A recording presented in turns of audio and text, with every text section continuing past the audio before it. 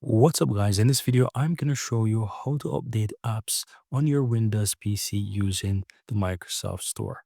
To do that, go ahead and click Windows key in your keyboard or taskbar and open up the Microsoft Store. Once you're inside Microsoft Store, click on Downloads on the lower left hand side and you'll find all apps that are currently in need of updates, right? You can also go ahead and click on Check for Updates. If you're not seeing any, it's going to do a quick check for updates and find all those apps.